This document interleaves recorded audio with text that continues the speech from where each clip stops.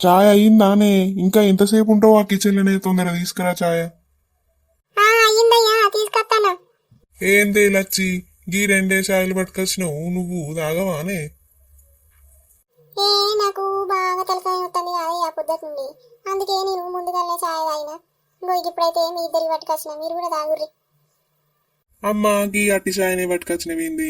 ఇండ్లకు బిస్కెట్లు ఉంటాయి, మంచిగా ఉండు. బిస్కెట్లు ఎత్తే అయిపో కదా. నీకు బిస్కెట్లు కావాలా రాకప్పమ్మతోడా?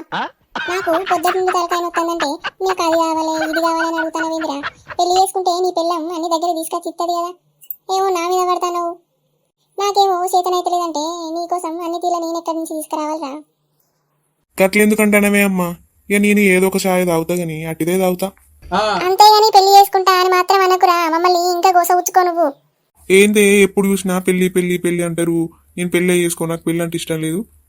మీరు ఏం చెప్తారో చేసుకోను, నేనైతే అస్సలు చచ్చిన పెళ్లి చేసుకోను.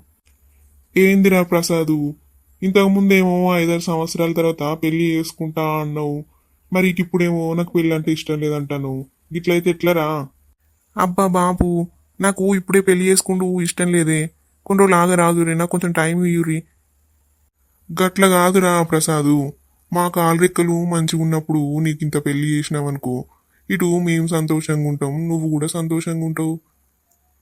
అరే ప్రసాదు, బాపు గంత మంచిగా చెప్పబట్టే ఎప్పటికున్నా పెళ్లి చేసుకునే తప్పదు కదా, అదేదో ఇప్పుడే చేసుకోరాదురా, మేము సంతోషంగా ఉంటాం. ఒరే నాన్న ప్రసాదు, పెళ్లి చేసుకోరా నా మాటిని. నువ్వు ఒప్పుకోకపోతే ఈ ఫ్యాన్కు ఉరి పెడతాం రా. అరే ఏం మాట్లాడతారే బాపు, ఎవరికి ఉరి పెడతారు? నీకు కాదురా కొడుక, మేమే ఊరేసుకుంటాం గాని నీకెందుకు ఎత్తాం రా ఊరి. ఊరు నీ అక్క, వీళ్ళేమో పెళ్లి చేసుకోకపోతే నన్ను నిజంగానే ఊరేసేటట్టున్నారు కదా. పొద్దు పొద్దుగానే ఇద్దరు కలిసి నా చెవులు మూసి కంతలు నలుపుతారు కదా. ఎట్లా చేసైనా సరే నన్ను పెళ్లి కుప్పించేటట్టే ఉన్నారు. ఇక ఏం చేస్తా, ఎప్పటికున్నా పెళ్లి చేసుకోక తప్పేటట్టు లేదు. ఇప్పుడైతే వాళ్ళ కోసం పెళ్లి చేసుకుంటే వాళ్ళన్నా సంతోషంగా ఉంటారు. ఇద్దరం గింతగానే మొత్తుకుంటే నువ్వేమో అడవిరికి జరుగుడు తిరుగు వెసలకుండా ఉంటానవేంద్ర ప్రసాదు. మమ్మల్ని ఎందుకు గోస పెడతానవరా? ఎప్పటికైనా చేసుకోవాల్సిందేనా? ఇప్పుడు ఒప్పుకుంటే ఏమైతుంది నీకు? సరేనే బాపు, మీ ఇష్ట ప్రకారమే నేను పెళ్లి చేసుకుంటా. అబ్బా మన కొడుకు పెళ్లి కొప్పుకున్నాడండి, నాకైతే అదే 10,000. నాకైతే మస్తు సంతోషంగా ఉన్నదిరా నువ్వు పెళ్లి కొప్పుకున్నందుకు.